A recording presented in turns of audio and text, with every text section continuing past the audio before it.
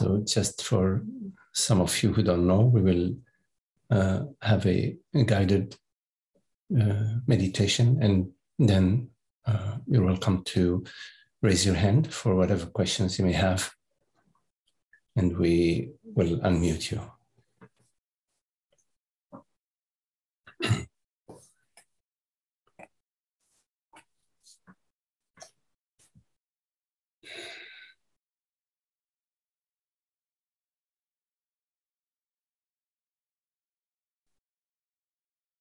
Simply welcome your experience just as it appears.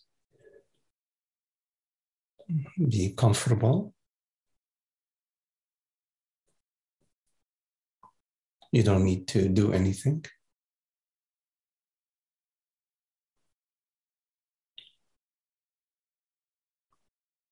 For the duration of this meditation,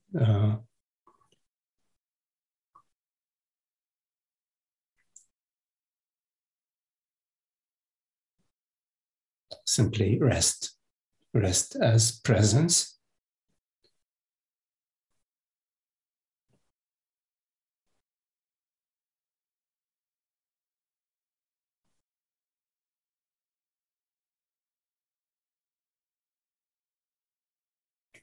Whatever thoughts may appear to you, whatever sensations appear to you, it's okay. Let it be as it is.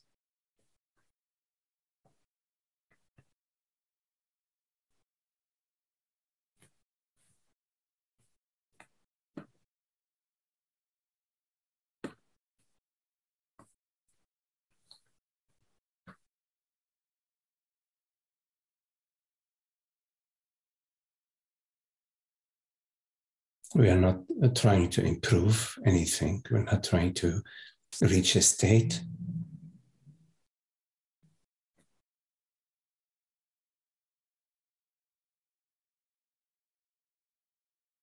All states appear and disappear.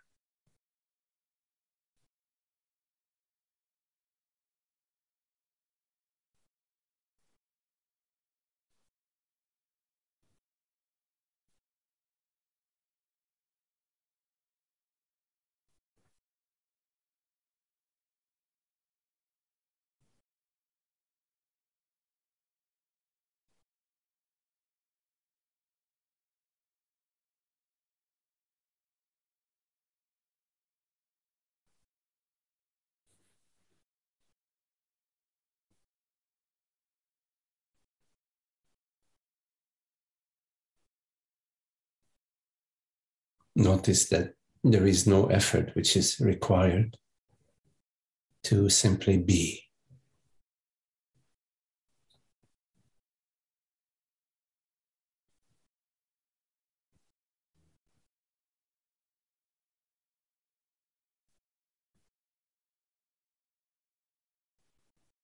In being,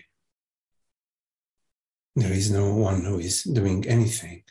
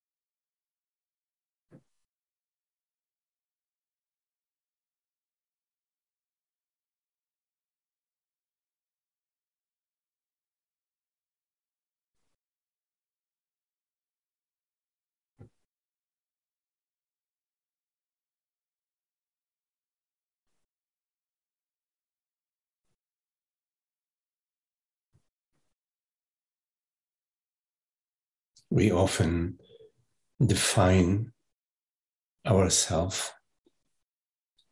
via the thoughts that appear to us.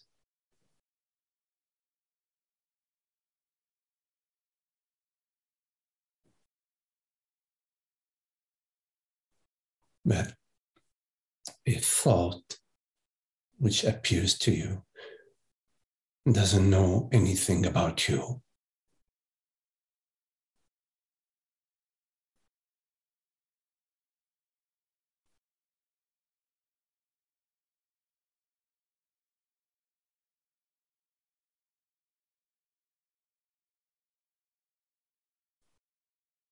Allow the meaning of these words to resonate within you, to be alive within you, and to deliver their meaning.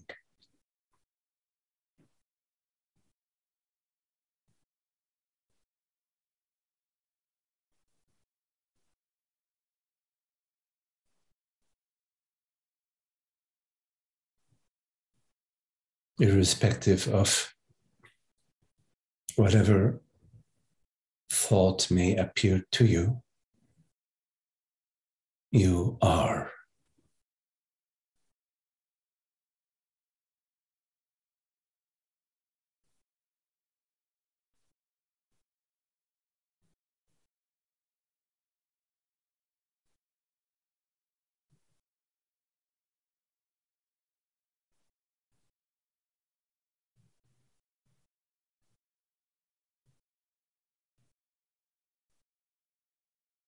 And when a thought dissolves, making room for possibly another thought, in the absence of thought, you are.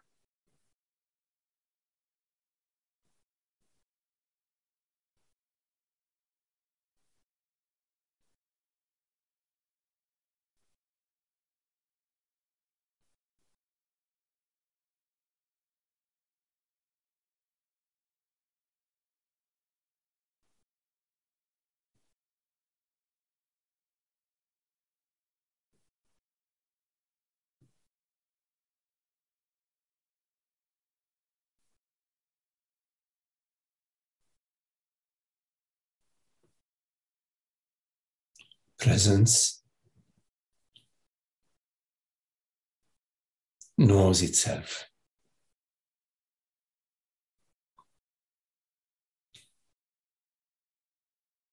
Meaning, I am and I know that I am.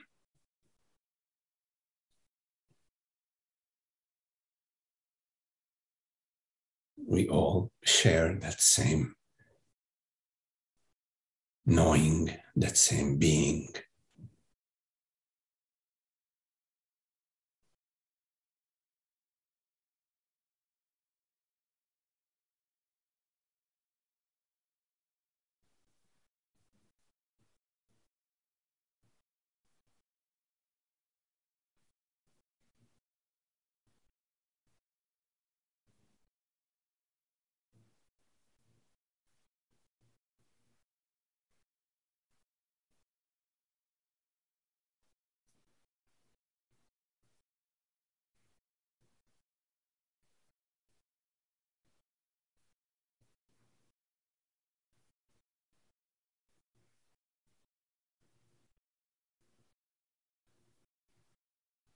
When a sound appears,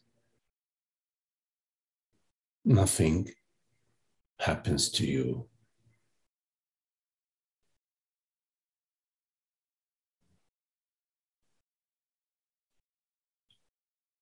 When a thought appears, nothing happens to you.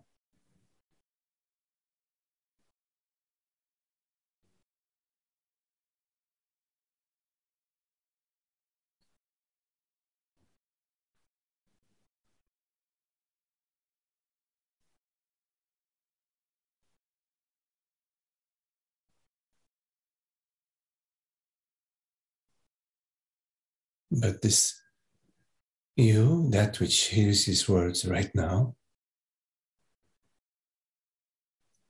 is not contained inside a thought. You are not contained inside a thought.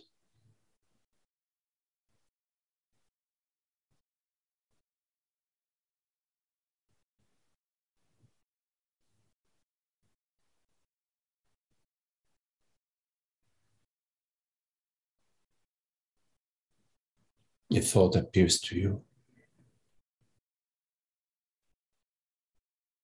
It is contained within you. It appears within you, within awareness.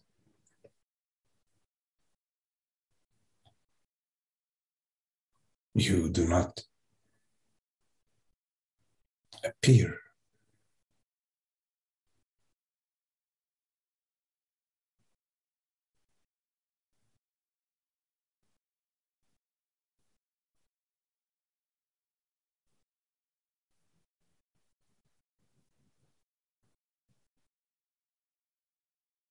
When you wake up from deep sleep,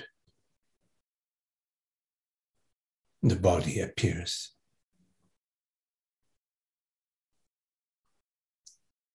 It appears as the sensation, images. It appears to you.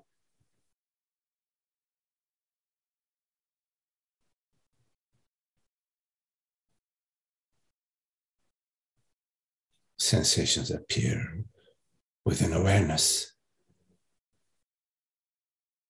I perceive the sensation.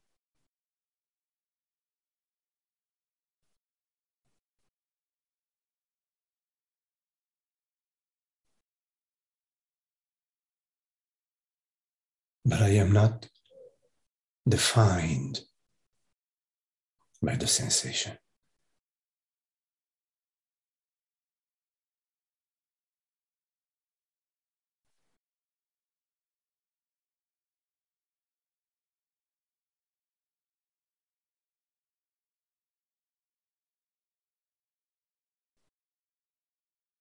A sensation may provide me some information about the body,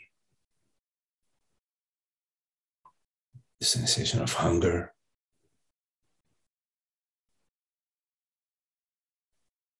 sensation of tiredness,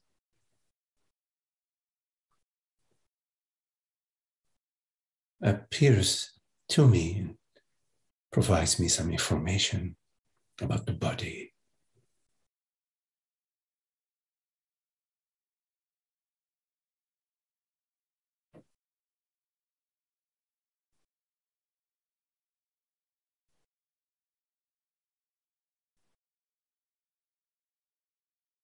This does not mean that I am the body.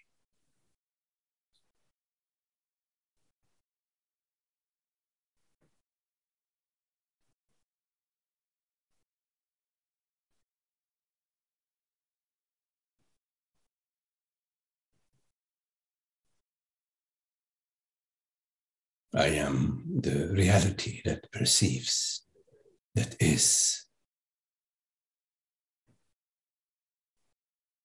Whatever it is that truly hears these words right now,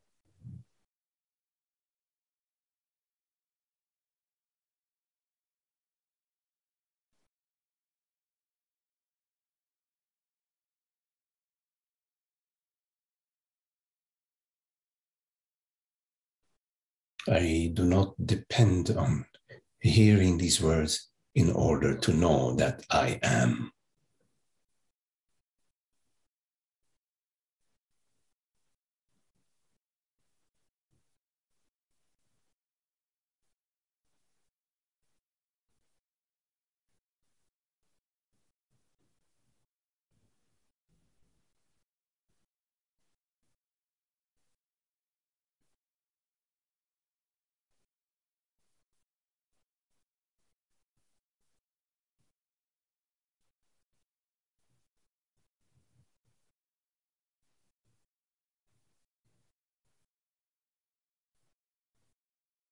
I, meaning awareness,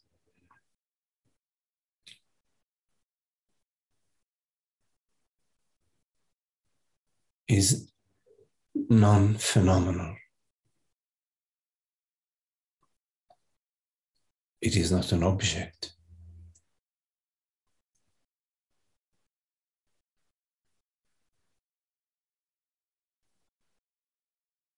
It is not evolving in time.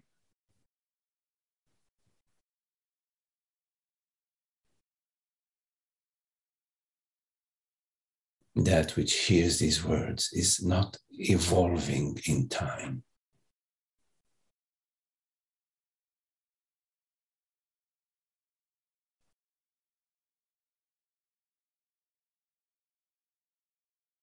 Evolution applies to form, to animal species, human species, other species.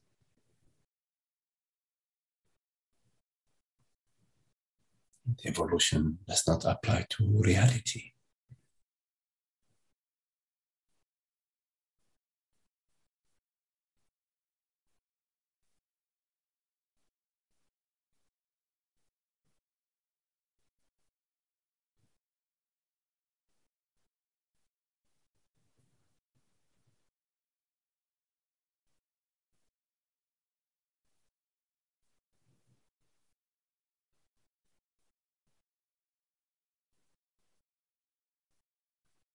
In order to be, you don't need to do anything.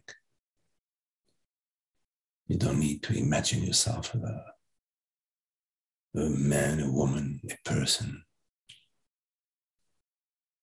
You don't need to imagine yourself as anything.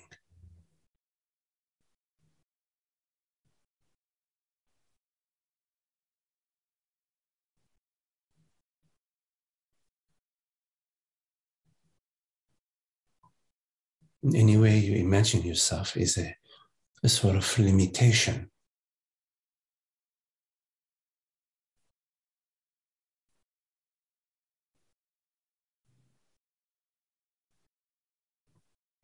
You start to feel limited, worried, concerned, fearful. When you imagine yourself to be the body-mind,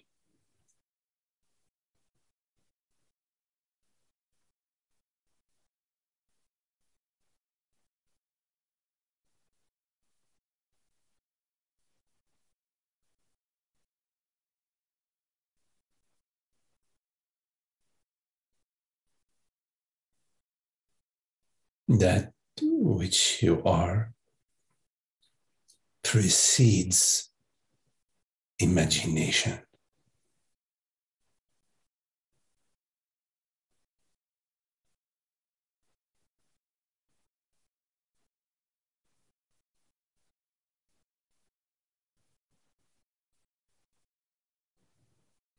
Imagination requires awareness, presence, but awareness does not require imagination.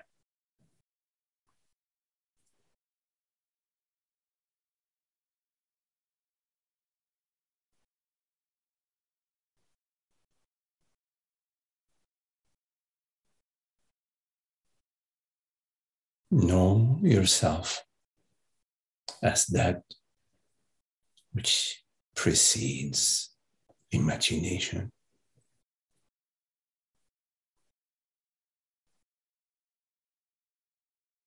as that which precedes conceptualization.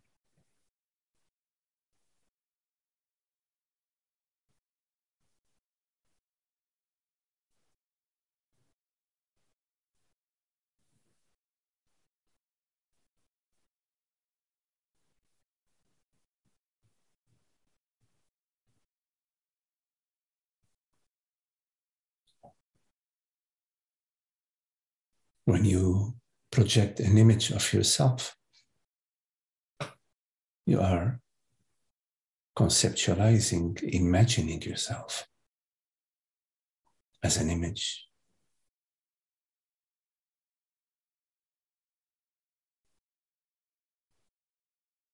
And then you may be worried whether this image is acceptable to you, to others.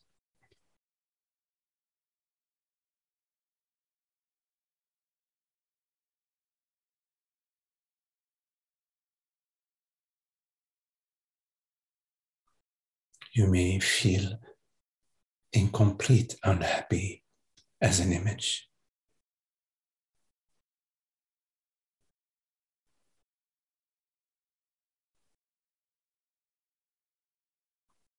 You may even perceive others as images in your head.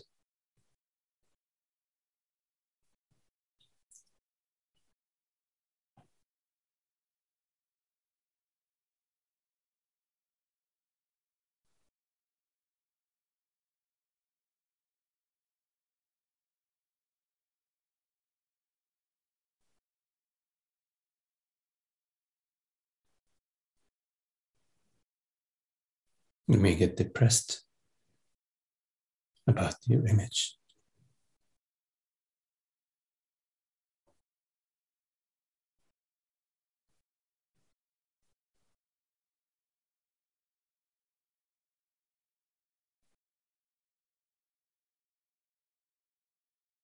Isolated as an image, as a projection.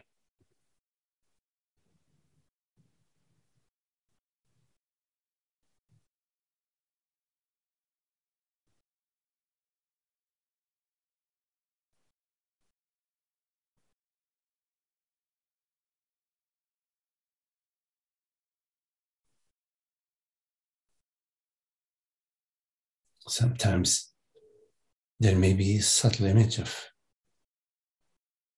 being spiritually advanced.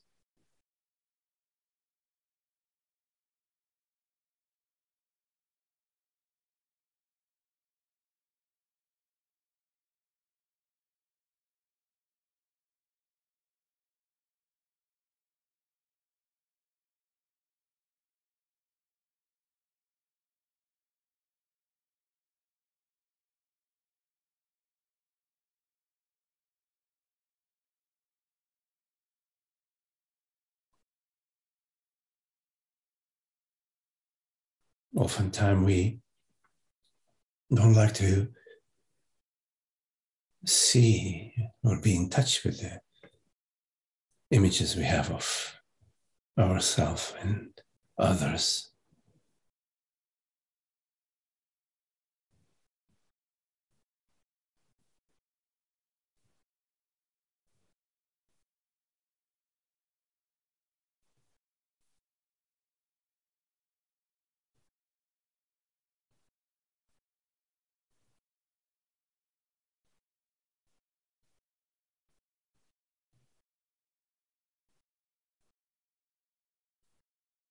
But whenever we simply rest as presence, as awareness, effortless, transparent being,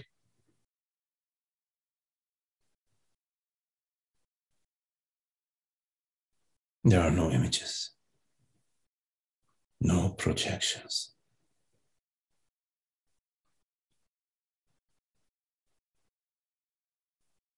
Life living itself.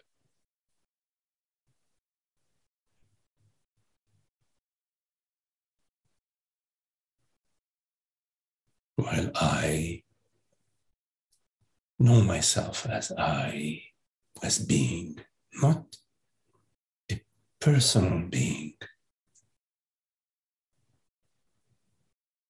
but just being, beingness, awareness.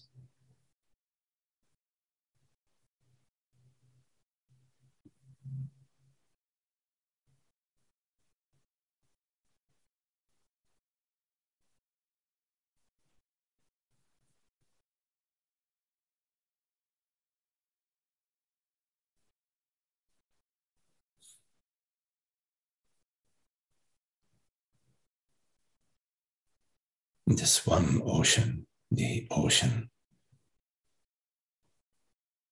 of being.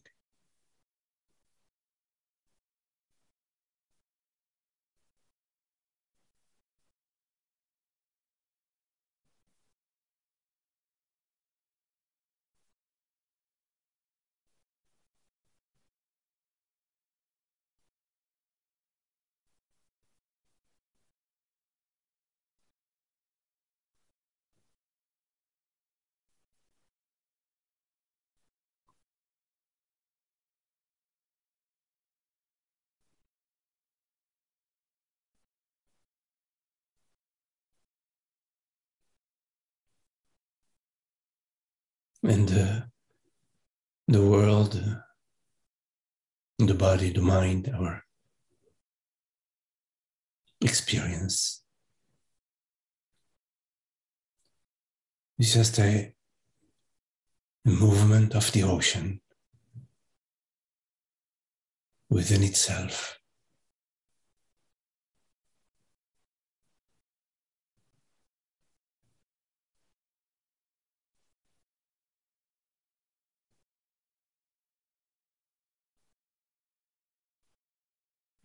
And some part of the ocean are very quiet and still. Other parts of the ocean, wavy, stormy, and then quiet again.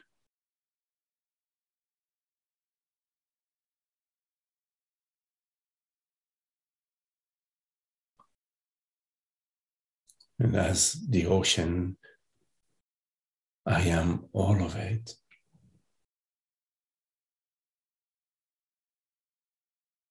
But nothing is happening to the ocean.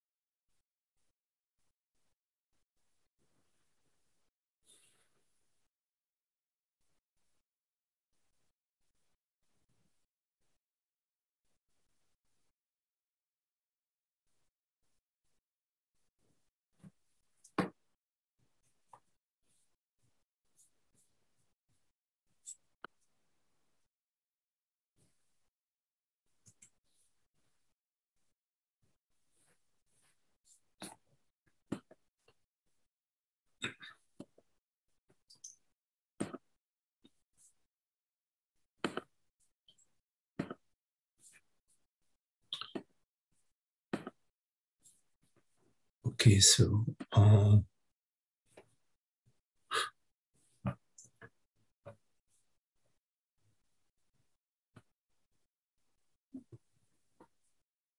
if there are any questions, anything that you would like to explore, please make sure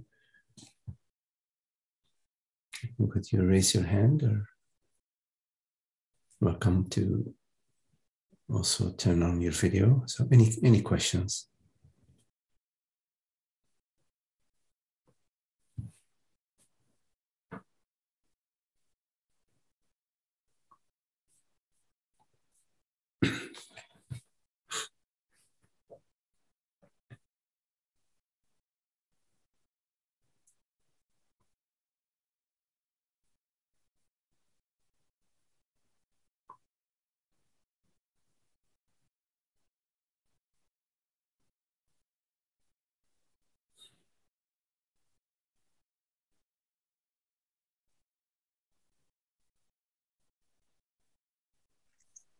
Magdi, quick question about something you said. Hey, Frank. Hey, good to see you. Good to see you too.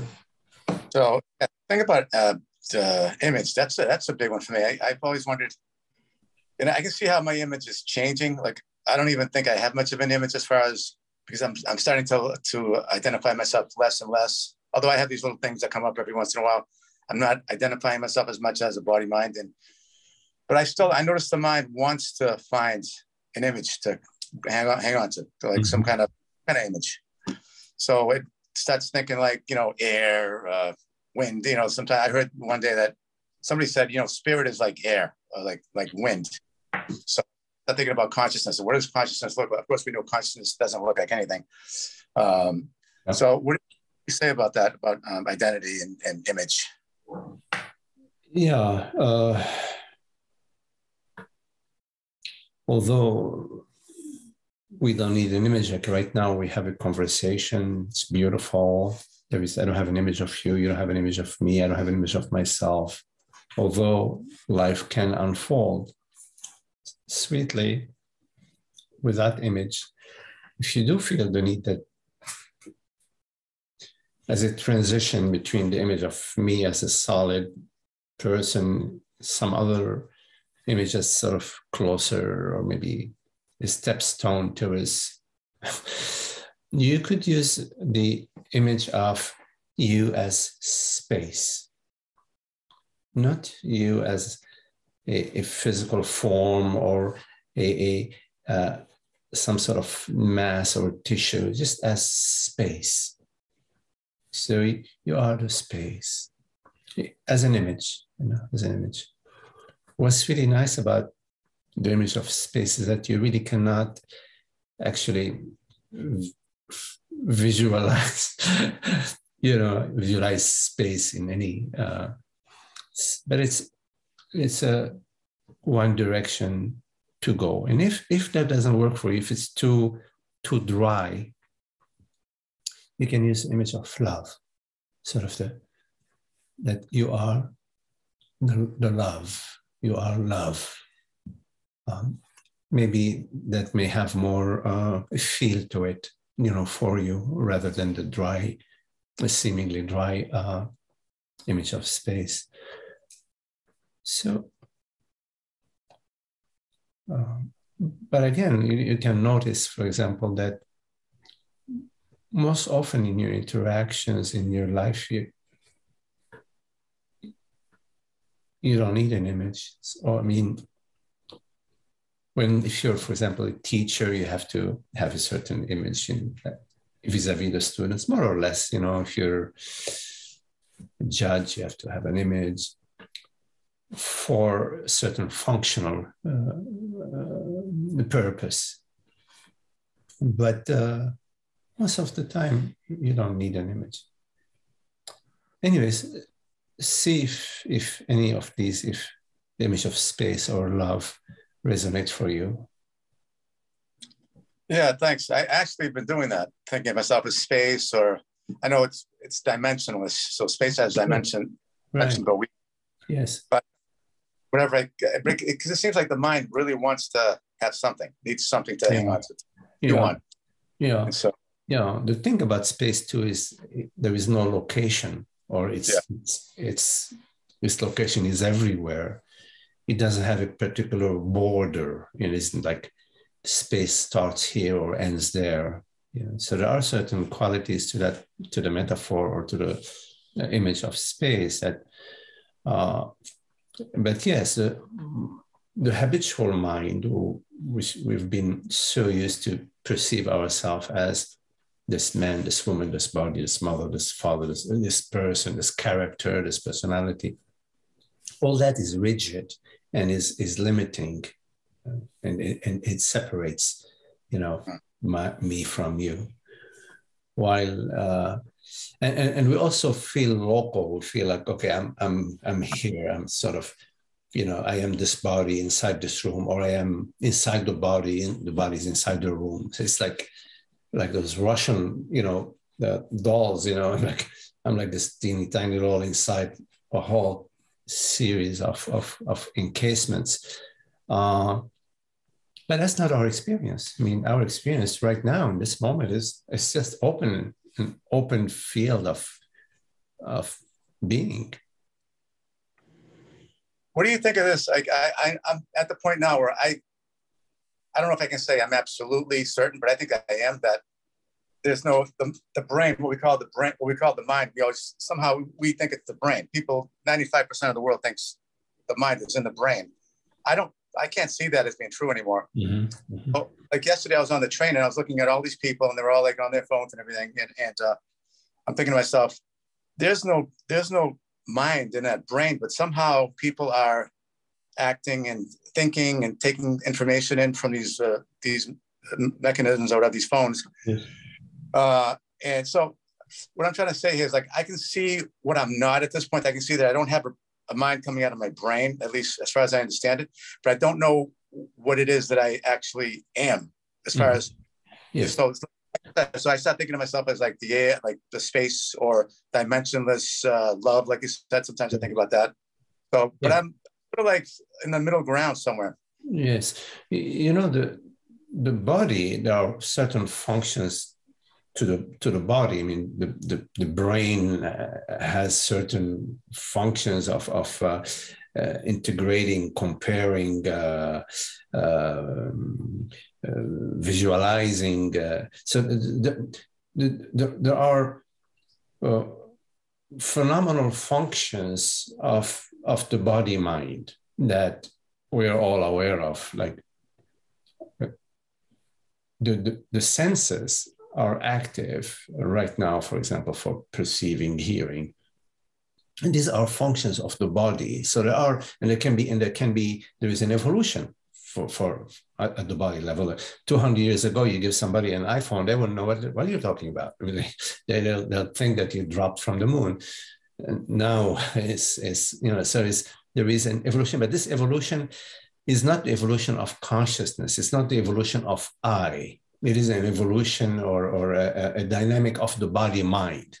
So it's important not to confuse yourself, the I, the reality that perceives, that is the I am, the I, which is non-phenomenal. It's important not to confuse that with the body mind, with the organism. So when you see a bunch of elephants doing something, learning tricks in the circus, or when you see a bunch of people on the train playing video games, it's similar. It's just a train. All you're seeing is a training of a particular body mind, whether it's the body mind of the elephant or the body mind of humans, into certain activities. But it has nothing to do with awareness.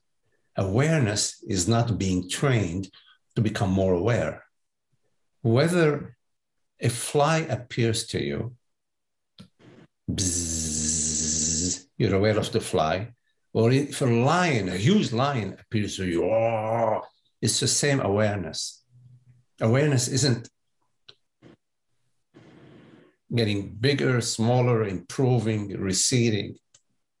And your experience right now is an experience of awareness. You're aware. There's aware of being aware. And you're also aware of hearing sound waves. And that which is aware is only one candidate. That which is aware is not the body. The brain is a gray mass of activities connected to whatever is connected to the whole body, is connected to in some indirect ways to the heart, to all the cellular system. It's not that which is aware. Magdi, would you say that, okay, so awareness is what's aware of the brain and aware of the mind?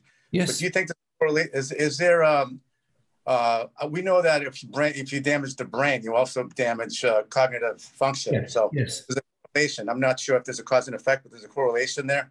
So what are your thoughts on that as far as if you damage the brain, you damage the computer, then you're damaging the machinery. So at this particular body mind level, for example, the brain no longer recognizes English language, for example. It's no longer able to decipher the sound waves that it was able to recognize before. Or memory, for example. It no longer remembers where their house is, or looks at their car, the car that they knew yesterday was their car. They look at it today, they don't see it anymore. So at this particular body-mind level, the relationship has changed in the phenomenal field, but the awareness, whatever it is that is aware, which is awareness, whether you're aware of hearing Chinese and understanding it, or whether you're aware of hearing Chinese and you don't understand a word, it's the same awareness. Whether today you're hearing me and you're understanding this, what I'm saying, that awareness which is hearing these words, and if 10 minutes from now something occurs and I'm speaking and you don't understand any words, anything that I'm saying, it's the same awareness. So the awareness should not be confused with the functioning of the body-mind at any level, So take the image of the ocean. What happens to the ocean, which is very calm and quiet, for example, when there is a tornado, or when there is a huge wave storm occurring within the ocean? At that local event in time-space of the ocean, there is a tornado. But what is happening to the ocean? Is anything happening to the ocean? The ocean is still water. It's still the same ocean. It's a metaphor, yeah? Metaphor. So look at your body, okay? Frank's body when Frank was 1 year old, and Frank's body now, the functioning of the body, the cognitive abilities of that body have drastically changed. Maybe at 10-year-old, you wouldn't know how to use the computer like you know how to use it now. There's been drastic changes, but have you changed? Has awareness changed?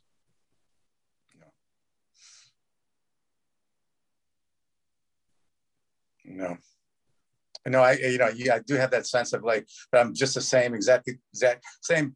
I don't know if I should call it person, but the same something that I was when I was 5, 10, 15. Right there, all of it. You're the same reality, the same awareness, the same beingness, the same reality. Yeah. Because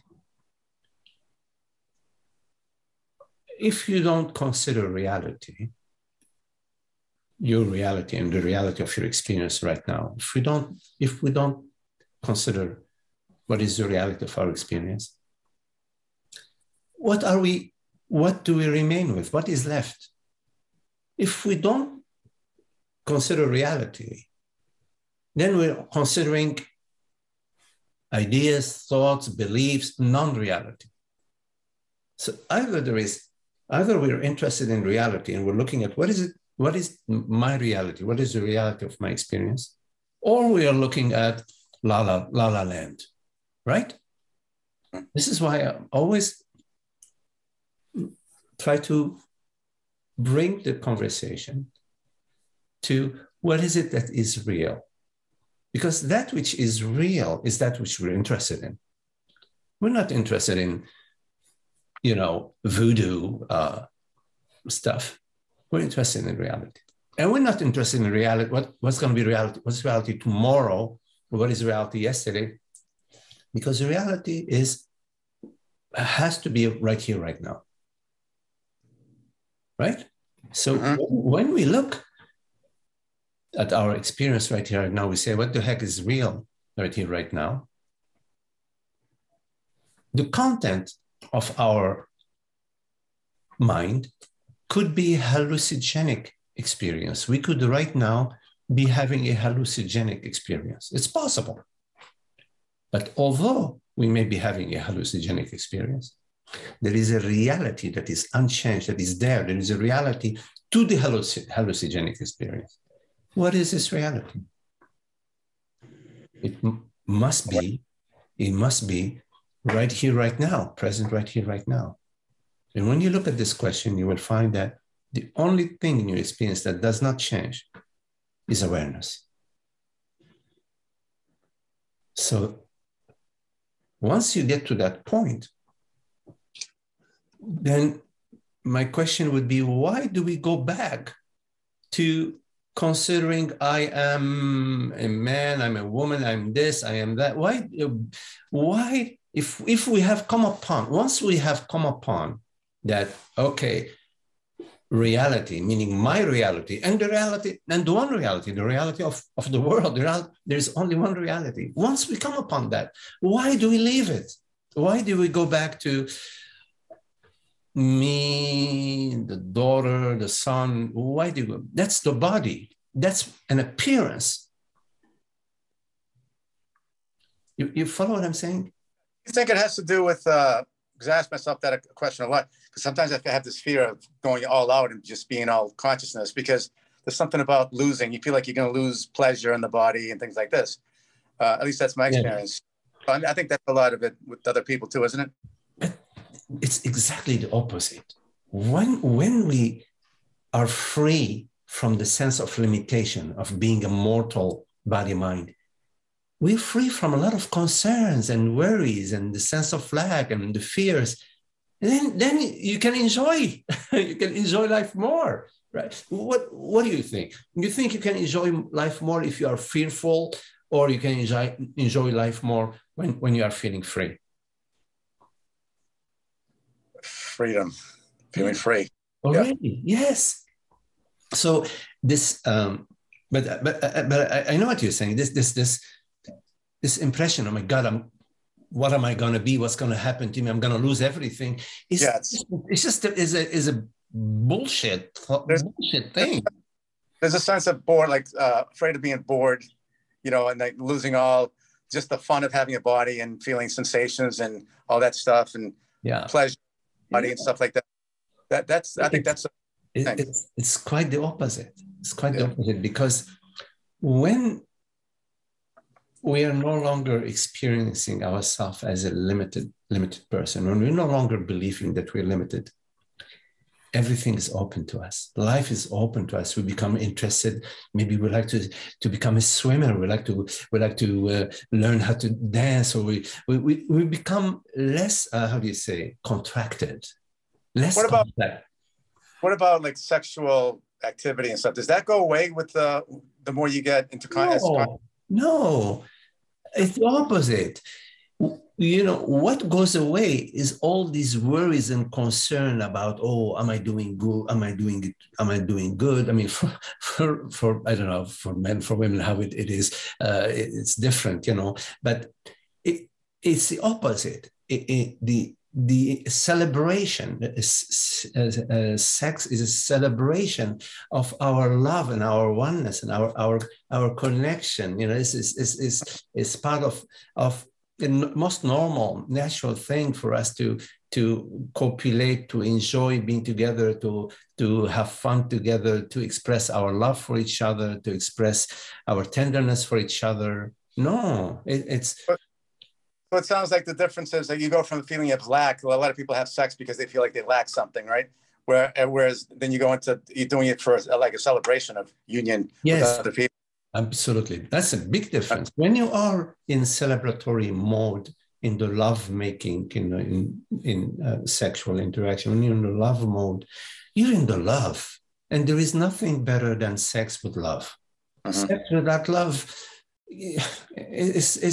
it's mechanical. It's like it has it's lacking the flavor. It's like smelling a plastic rose, It looks like a rose. It's like empty calories, right? It's kind of like empty calories. Yes, it's just empty calories. It's just because you are trying to cover up your unhappiness, and the unhappiness is because of the limit of the separation. You're trying to cover up your unhappiness with food, sex, drugs, whatever. I mean, travel, whatever, exercise, the various ways we try to fill that emptiness. Like distractions, right?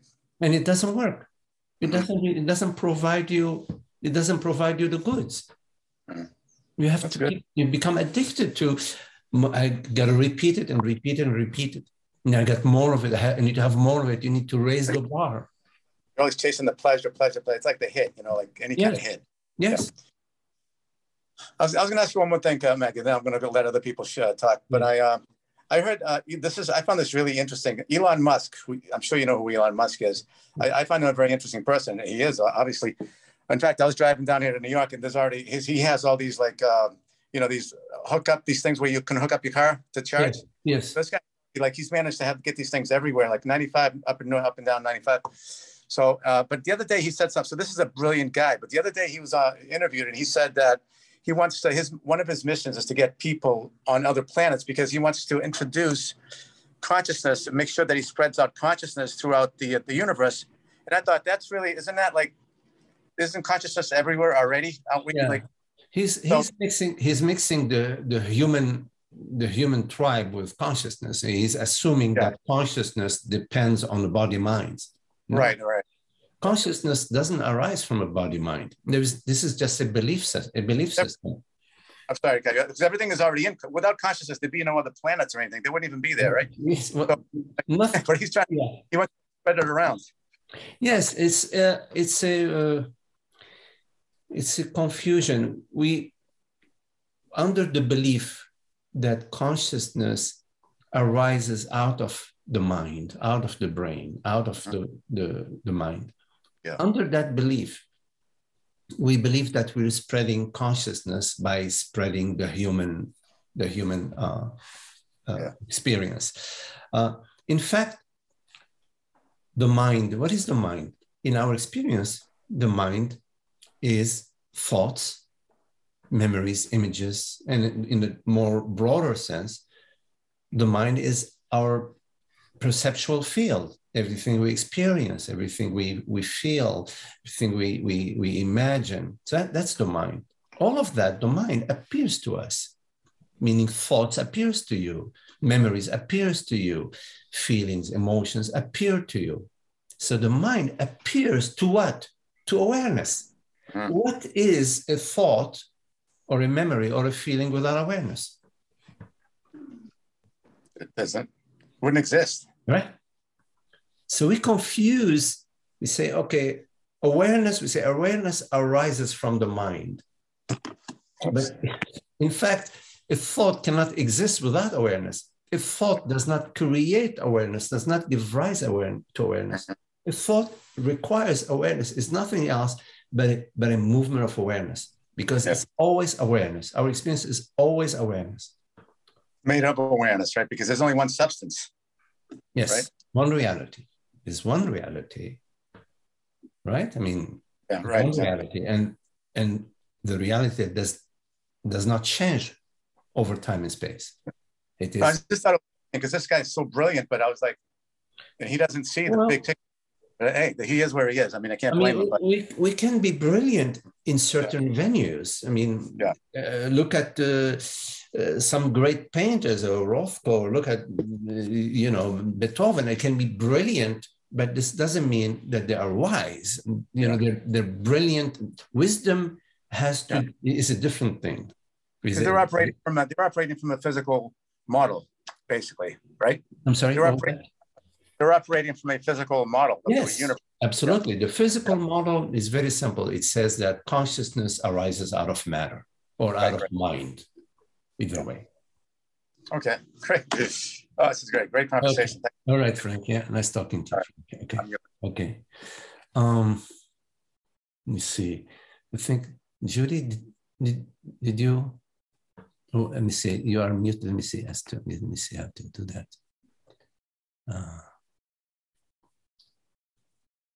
Judy, are you still muted?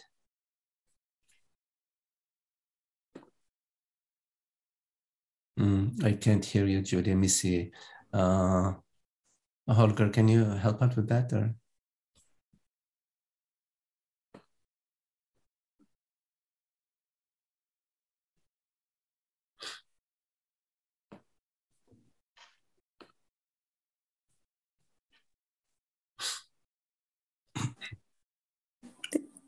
Judy. Yes, Judy? I hear you Yes. now. Yes. Thank Okay. I don't know if anybody's ever said this to you before, so I'm risking saying it, but I'm almost hypnotized by your meditations, and I'm very. I've been told by my doctor that because he used hypnosis to cure some whatever, I can be easily hypnotized, but while you're doing the meditation with us, have more peace, love, and happiness. Almost like I don't want to get addicted to it, but I'm happy.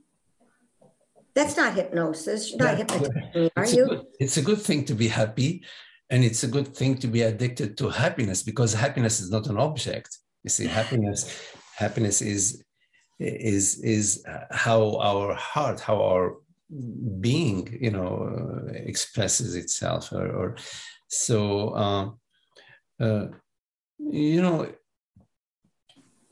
Because in the meditation, you are somehow relaxing the mind, and you're connecting with your deeper self. You're connecting with your true self. So it's not all I'm doing is somehow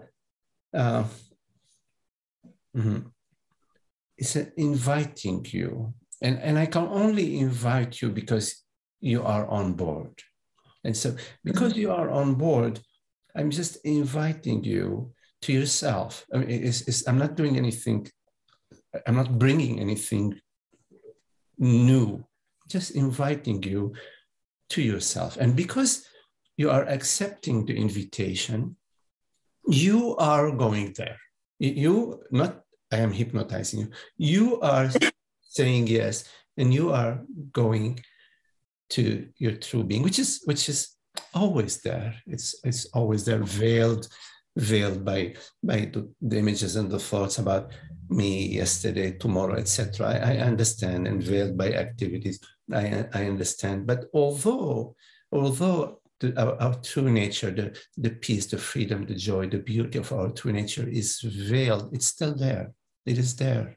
You could close your eyes, but your eyes are still there. It's still functioning. You're still there.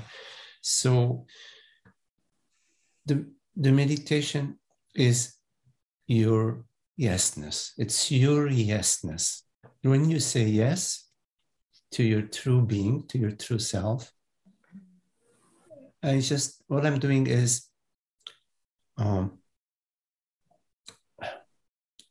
just inviting you and pointing to that which you are, which is this effortless presence. Right now, you don't need to be anybody. It's so beautiful, and yet here we are. It's so loving, so together in very closer than close way. But I don't have to be anybody, and you don't have to be anybody. And that's a great understanding. Like, wow, yes, there can be such beauty, such love, such connection without me having to be anybody, or without imagining the other to in any way. It's the simplicity and the ease of being. I'm grateful. Yes.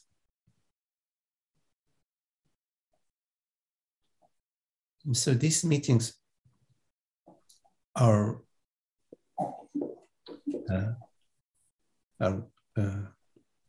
dependent, it's not the right word, but on your yesness. So when we come together, we're open, we're trusting, and already, I said big, already it's as if the job is already done.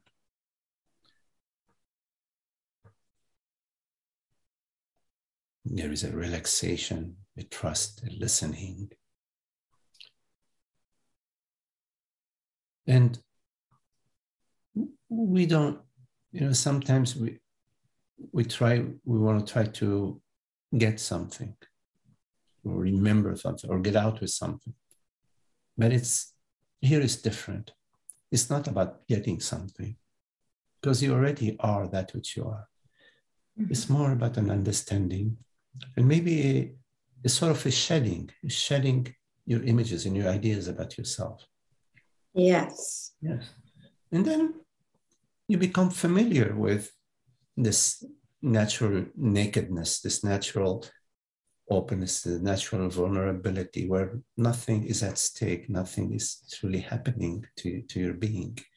And then you slowly live it out. You experiment with it in life. Mm-hmm. I need to be careful of my personality, keep those thoughts and stories away from me now, because I want more. I want more of it. And I want to take this happiness outside of just doing the meditations to everyday life. Yes, absolutely.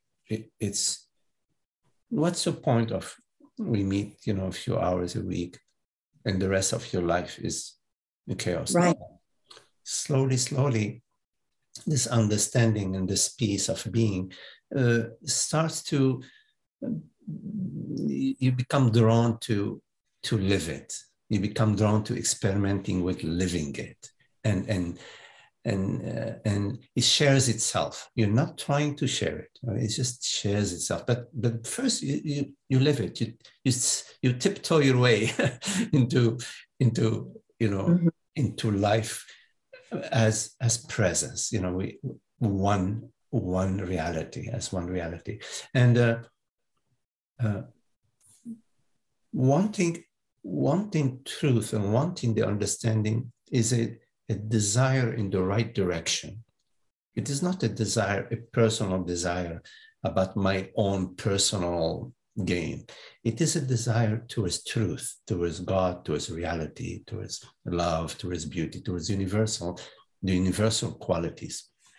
So that's desire in the right direction. And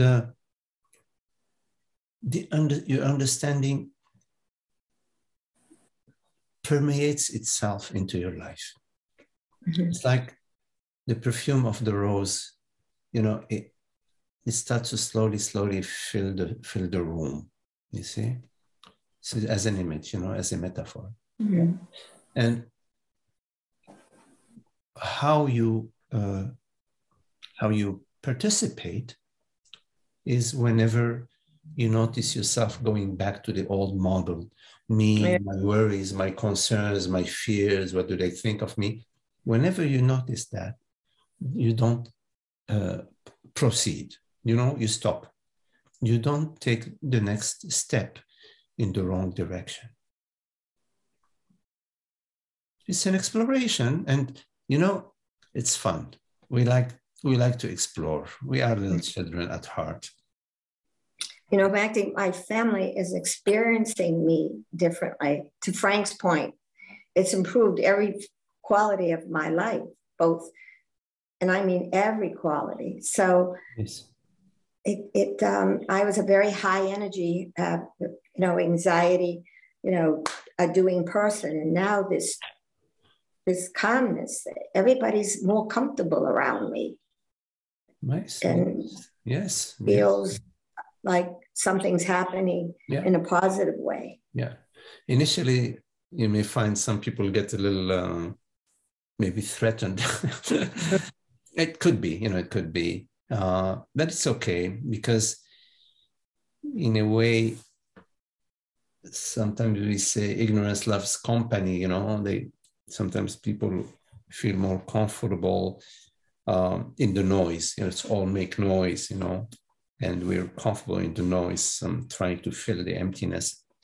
But yeah, you just in some way, even a way that bypasses the mind, the peace is contagious. Yes. And the enthusiasm is contagious. When they see me afterwards. Yes. There's many, the funny part, the part that I was the fixer my whole life. You know, I ran companies, ran the family, and I maybe never gave them a chance. They could have done as good, if not better job, but I felt it was my job. And now I don't have a job. Yes. That's a very good point, Julie, to become, gives you a little sense of humility. That, but again, you know, we are just where we need to be. We're doing just what God's will is. And we learn, you know, there is a learning process. And we grow sometimes through hard times, difficult, sometimes through mistakes we make, sometimes through very beautiful things we do. So that's a process, you know, in life. It's always unfolding. And when we are interested in truth, it's really beautiful, because then we start to learn about truth. We start to learn about that which is real. And once that interest in truth is awakened within us, it's a very beautiful awakening. Beautiful. Thank you, Magdi. Okay, Judy. Yes, nice to talk to you. Kavya, you have your hand up. And I see ask to unmute.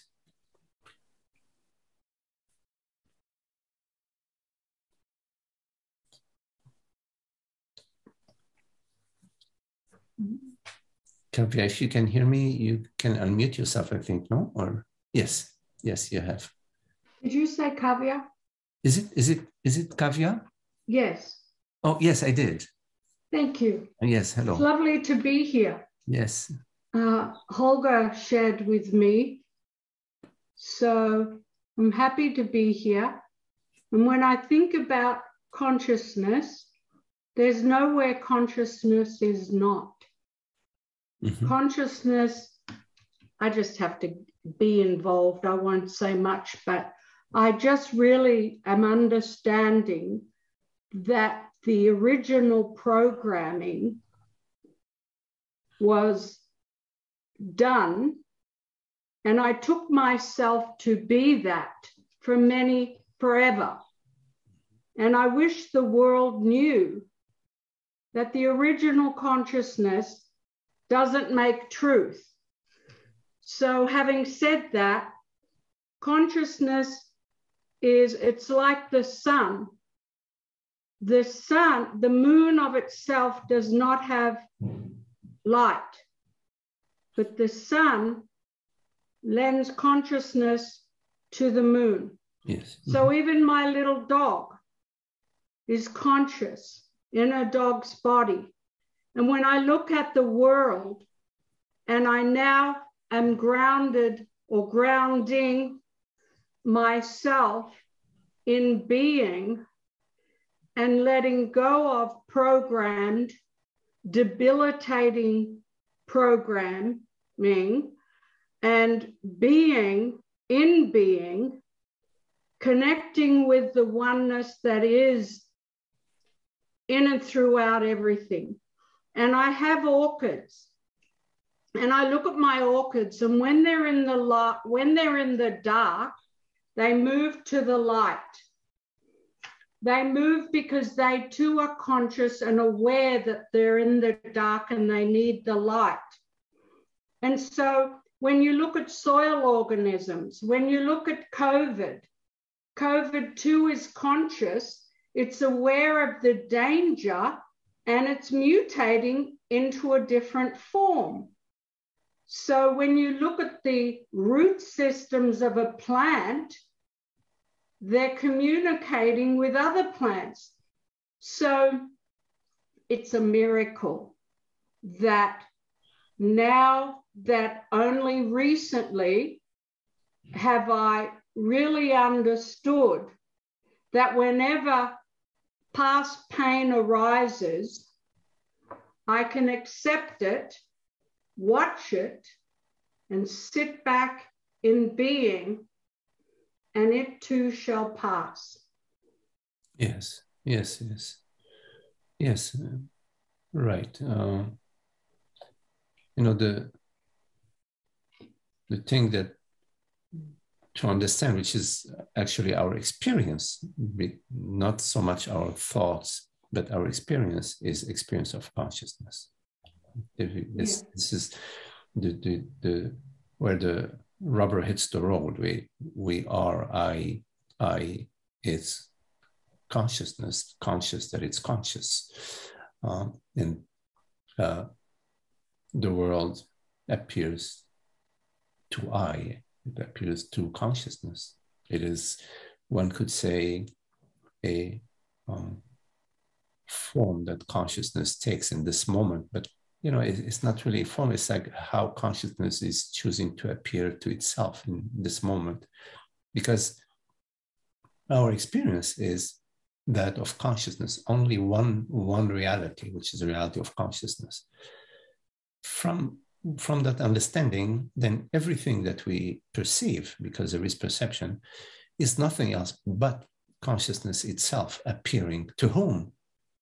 To itself. There is only this one reality. So consciousness, being the one reality, is perceiving what? It's not perceiving anything outside of itself, because if it was outside of itself, there would be a separate reality. So consciousness is perceiving itself. Yeah. You know, and so to itself, from itself.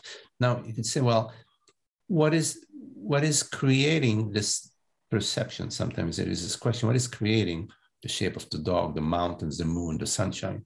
Well, if there is only one reality, then whatever is being created in this moment. Its creation is not yesterday or tomorrow. It's not happening and God created the world in 7 days or 7,000 years. No, creation is outside of time. It's not dependent on time. So moment by moment, there is the one reality there is, which is consciousness, creating this very experience right now from itself to itself. It is the creator and the perceiver, non-stop.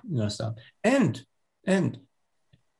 consciousness, given it is the only player in time, the only game in town, it's complete freedom. Mm-hmm. There isn't tribe B, there isn't reality B that is threatening reality A. It's one reality, means complete freedom. Complete freedom. Complete freedom means there is no sense of lack, nothing at stake, nothing there is infinite potential. There is nothing that can be excluded. Who would exclude anything out of this one reality? So do you think that when consciousness eavesdrops per se on thought consciousness, that it will reveal or come manifest that which is prayed for? Because that which is prayed for is consciousness also. So consciousness is aware of the content of consciousness.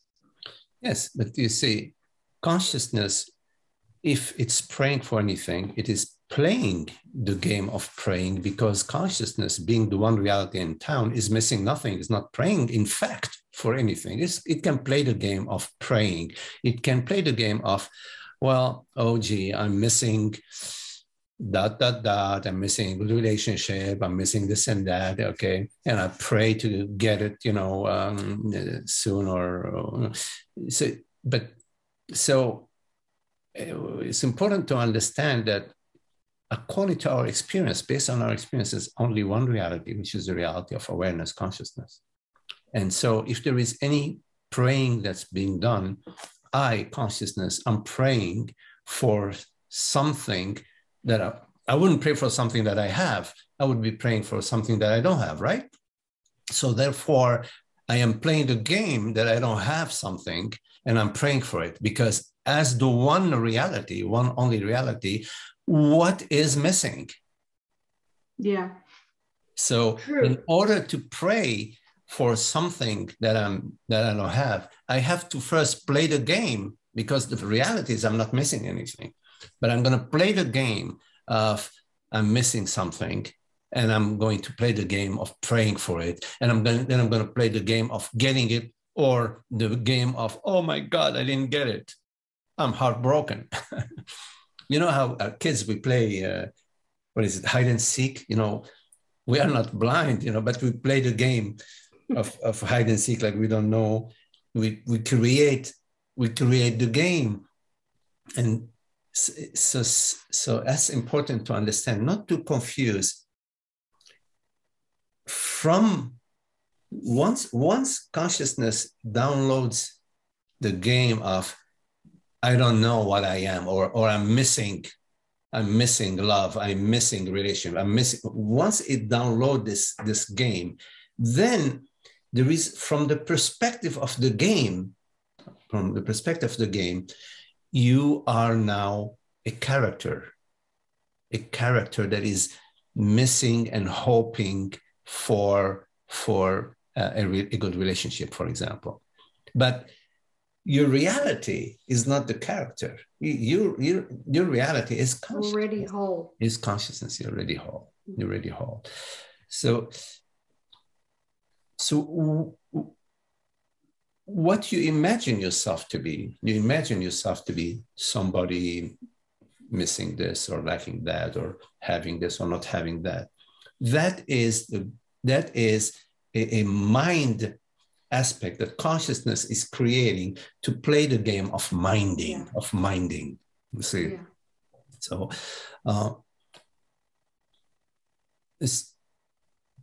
there is the game of understanding. Well, it's not really a game, but yeah, it is still a game, because it's connected to, I forgot what I am, and now I'm going to just realize, oh, yeah. I am this transparent awareness. I am that which is formless, which is not born nor dies. So there is a return home. I think the Christian tradition, they have this parable of the prodigal son that returns home, remembers, oh, that's the way home, and then is walking or traveling, back home. So this is once we come to these meetings, we are now in that part of the game where we are returning home.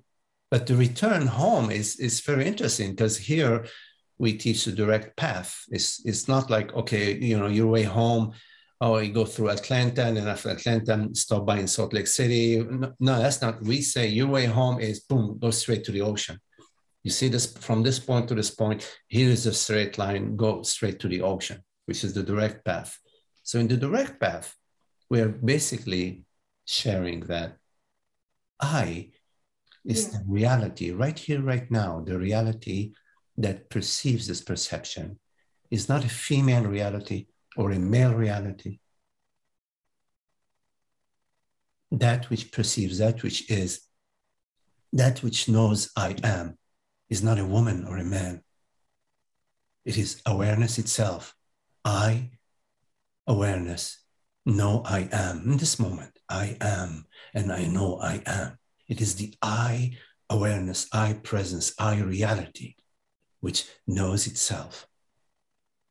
And this I reality, this reality, is not contained in a female body or a male body or a dog body or an elephant's body. Yes, because it's formless. Borderless. There's nowhere it's not. Nowhere it's not, and there is nowhere it needs to be. And in fact, for awareness, there is no space and time. Space is infinity. Time is eternity. But from the human mind, the game of humanity, or the game of a human minding, there is space and time. Yeah, space and time. So this understanding takes you straight home. You know yourself to be this aware presence.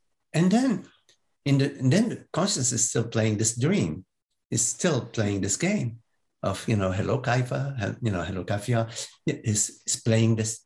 And but without the sense of, oh my God, what's going to happen to me? Am I saying the right thing? Does she like me?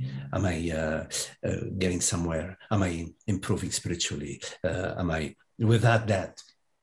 So that it can be just a childlike, playful. Yeah, like that. Yes. Childlike. Yes. Not childish. Right. Childlike. Yes. Childlike. Yes.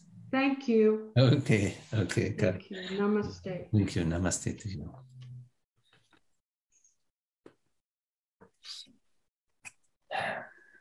Okay. Well, very, very beautiful to be with you all, Judy and Frank, Kavya, Holger, Nathan, Mina, Grace, Holly, Rahul, Shiva, and John. Thank you all. Thank you, Magdi. Thank you all. Thank you, Magdi. Thank you, Maggie. Thank you, Magdi. Thank you. Thank you, Magdi. Thank you all.